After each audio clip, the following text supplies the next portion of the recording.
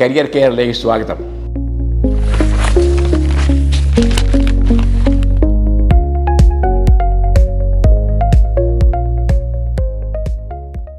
നമുക്കിന്ന് ഫാഷൻ ഡിസൈനെ പറ്റി സംസാരിക്കാം.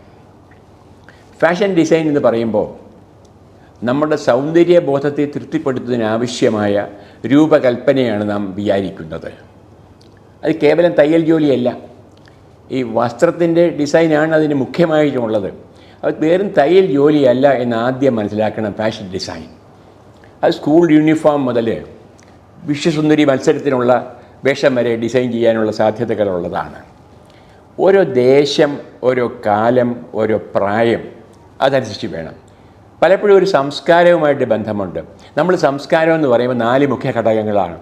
1 നാം കഴിക്കുന്ന ആഹാരം, 2 നാം സംസാരിക്കുന്ന ഭാഷ, 3 നാം ധരിക്കുന്ന വസ്ത്രം, 4 നാം ആസ്വദിക്കുന്ന കലാരൂപങ്ങൾ.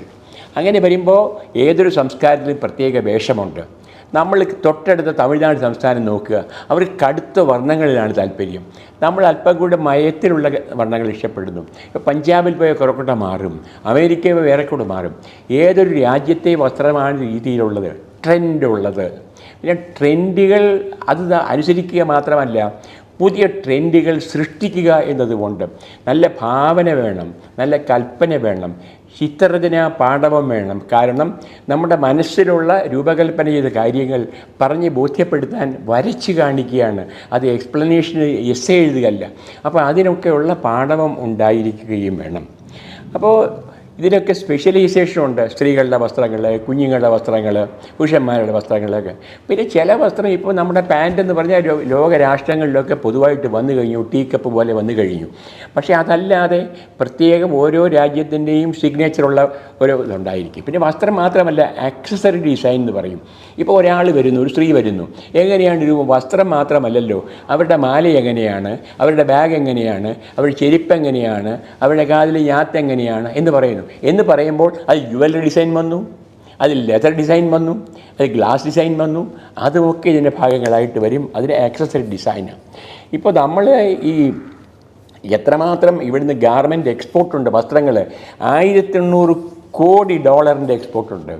വലിയ എക്സ്പോർട്ടിൽ എത്ര ഗ്ലോബൽ ലെവലിൽ രാഷ്ട്രാന്തര തലത്തിൽ നോക്കിയാൽ വളരെയേറെ ഡോളർ വരുന്നൊരു ബിസിനസ്സാണ് ഈ കുറിച്ചത്. അപ്പോൾ ഞാൻ പറഞ്ഞു എന്തെല്ലാം കഴിവുകളുണ്ടായിരിക്കണമെന്ന് പറഞ്ഞു. സൗന്ദര്യബോധം വേണം, ചിത്ര പാഠവും വേണം, ഭാവനാവിലാസം വേണം, പുതുമയെ പുൽകാനുള്ള വാസന ഉണ്ടായിരിക്കണം, നിരന്തര പഠനം വേണം, എന്നും ട്രെൻഡുകൾ മാറിക്കൊണ്ട് നല്ല നിരീക്ഷണശീലം വേണം, ഒബ്സർവേഷൻ നല്ല ഉണ്ടായിരിക്കും, വിശകലന ശേഷി വേണം, അപഗ്രഥിക്കാൻ കഴിയണം. പിന്നെ ഓരോ ശരീര പ്രകൃതിക്കും പറ്റിയ രീതിയിലുള്ള രൂപങ്ങൾ കൽപ്പന ചെയ്യാൻ കഴിയണം. കിടമത്സരം നേരിടാൻ കഴിയണം. എപ്പോഴും മത്സരിച്ചുകൊണ്ട് ഒരാൾ വരികയാണ്, അതിനുള്ള ചങ്കൂറ്റം ഉള്ളിറപ്പും ഉണ്ടായിരിക്കണം. പിന്നെ മെർച്ചൻഡൈസിങ്, അതിന് കച്ചവടമുണ്ട്. കച്ചവടത്തിന് അതിന് ഫാഷൻ ഷോ നടത്തുന്നുണ്ട്. അതുപോലെ ഓരോ ഷോപ്പ് എങ്ങനെയാണ് അറേഞ്ച് ചെയ്യുന്നത്, അതൊക്കെ വേണം. എവിടെയാണ് ജോലി കിട്ടുന്നത് നോക്കണം. എവിടെയാണ് ഈ ഡിസ്പ്ലേ ചെയ്യുന്ന ജോലിയുണ്ട്, അത് പ്രത്യേക ജോലിയാണ്. ചെറുകിട വസ്ത്രനിർമ്മാണശാലകളിലുണ്ട്, റെഡിമെയ്ഡ് വസ്ത്രങ്ങളുണ്ട്. പിന്നെ കമ്പനികളിൽ റെഡിമെയ്ഡ് വസ്ത്രങ്ങൾ ഉണ്ടാക്കുന്ന സാധ്യത വളരെ, അവരെപ്പോഴും രൂപകൽപ്പന നോക്കിക്കൊണ്ടിരിക്കും ഈ ഫാഷൻ ഷോയുടെ കാര്യങ്ങളുണ്ട്. അപ്പോൾ ഇത്രയൊക്കെ സ്ഥലങ്ങളിലൊക്കെ നമുക്ക് അവസരം കിട്ടും. അപ്പോൾ തീർച്ചയായിട്ടും സൗന്ദര്യബോധവുമായിട്ട് ബന്ധപ്പെട്ട ഒരു രൂപകൽപ്പനയാണ് വസ്ത്രങ്ങളുടെ മുഖ്യമായിട്ടും. കൂടാതെ ആക്സസറി എന്ന് പറയുന്നത് ലെതറുണ്ട്, ഗ്ലാസുണ്ട്, ജ്വല്ലറി ഉണ്ട്, അത് ഉൾപ്പെട്ട ഒരു മേഖലയാണ്. അതെവിടെയാണ് പഠിക്കാൻ പറ്റിയത്? NIFT ഒരു സ്ഥാപനമാണ് ഇന്ത്യയിലുള്ള ഏറ്റവും പ്രധാനപ്പെട്ടത്. അത് കണ്ണൂർ ഉൾപ്പെടെ 19 കേന്ദ്രങ്ങളിലുണ്ട്. അപ്പോൾ അവിടുത്തെ പ്രധാന കോഴ്സ് ഒരു ബാച്ചലർ ഓഫ് ഡിസൈൻ, BDs എന്ന് പറയുന്ന ഒരു കോഴ്സുണ്ട്. ഡിസൈൻ അതുണ്ട്. അത് 4 വർഷം ഏത് +2കാർക്ക് പോകാവുന്ന കോഴ്സാണ്. പിന്നെ bachelor of fashion technology, BF tech എന്നുണ്ട്. അത് മാത്തമാറ്റിക്സ് പഠിച്ചവർക്കാണുള്ളത്. പിന്നെ ഇതിനൊക്കെ ഏറ്റവും പ്രധാനം, ഇവിടെയൊക്കെ അഡ്മിഷൻ കിട്ടുന്ന ഒരു എൻട്രൻസ് ടെസ്റ്റ് ഉണ്ട്. ആ എൻട്രൻസിന് പ്രത്യേകം പഠിക്കണം. അപ്പോൾ ഈ വെറുതെ ഇത്ര വരയ്ക്കുക എന്നുള്ളതല്ല, ഓരോ കാര്യങ്ങൾ ഇപ്പോൾ ഒരു 6 മാസമായി കുഞ്ഞിൻ്റെ മുഖം കൊടുത്തിട്ട് ഈ കുഞ്ഞ് എങ്ങനെയായിരിക്കും 5 വയസ്സിൽ വരച്ച് ചോദിക്കുന്നു. അവർ ടൂത്ത് ബ്രഷ് ചെയ്യാൻ പറയുന്നു, അത് സന്യാസിക്ക് എങ്ങനെയാണ്, ടെററിസ്റ്റ് എങ്ങനെയാണ്, ഡോക്ടർക്ക് എങ്ങനെയൊക്കെ ചോദിക്കും. അവരൊക്കെ ടൂത്ത് ബ്രഷ് മാറ്റുന്നുള്ളതല്ല. അപ്പോൾ നമ്മുടെ ഭാവന വിശകലനം ചെയ്യുന്നതിന് ആവശ്യമായ ചില ചോദ്യങ്ങളൊക്കെ ചോദിക്കും. അപ്പോൾ ഈ പറഞ്ഞ രീതിയിലൊക്കെ ഇതൊക്കെ മനസ്സിൽ വെച്ച് ഈ കഴിവുകളും താല്പര്യങ്ങളും വാസനയും ഉള്ളവർക്കേ പറ്റുകയുള്ളൂ.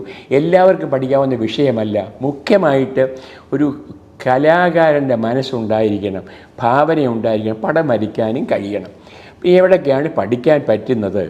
ഒന്ന് NIFT, ഞാൻ പറഞ്ഞു, national institute of fashion technology 19 കഴിവടക്കം. ഇൻസ്റ്റിറ്റ്യൂട്ട് ഓഫ് ഫാഷൻ ടെക്നോളജി എന്ന് പറഞ്ഞ് കുണ്ട്ര, നമ്മുടെ കേരള സർക്കാരിൻ്റെ സ്ഥാപനമുണ്ട്. കുണ്ട്ര കൊല്ലത്തടുത്താണ്. പിന്നെ NIFT college of knitwear fashion Tiruppur കോയമ്പത്തൂരിനടുത്ത സ്ഥലമാണ്. Pearl Academy of fashion New Delhi, international institute of fashion technology New Delhi, JD institute of fashion technology New Delhi, APJ institute of design New Delhi, Mangalore institute of fashion technology Mangaluru, അവിടെ മംഗലാപുരമാണ്, SNDT വിമൻസ് യൂണിവേഴ്സിറ്റി മുംബൈ. അത് ഫാഷൻ്റെ മാത്രമല്ല, പെൺകുട്ടികളെ സംബന്ധിച്ച് പല വിഷയങ്ങൾ പഠിക്കാൻ സൗകര്യമുള്ള വളരെ വലിയ വിശാലമായ ഒരു സർവകലാശാലയാണ് SNDT വിമൻസ്. നമ്മുടെ അവിനാശിലിംഗം കോയമ്പത്തൂരുണ്ട്, അതിനേക്കാളും ഉയർന്ന രീതിയിലുള്ള ഒരു സർവകലാശാലയാണ് ഈ SNDT. Sophia BK Somani polytechnic Mumbai. പിന്നെ institute of fashion design and garment technology എന്ന് പറഞ്ഞ് കേരള സർക്കാരിലെ 42 സ്ഥാപനങ്ങളുണ്ട്. അത് institute of fashion design and garment technology, പണ്ട് tailoring and garment making centre എന്നായിരുന്നു അതിൻ്റെ പേര്. 42 ഗവൺമെൻറ് ഉണ്ട്, ഉദ്ദേശം 100ഓളം പ്രൈവറ്റുമുണ്ട്. ഇത്രയും സ്ഥാപനങ്ങളിൽ പഠിക്കാം. അപ്പോൾ ഫാഷൻ ടെക്നോളജി എന്ന് പറയുന്നത് ആകർഷകമായ മേഖലയാണ്.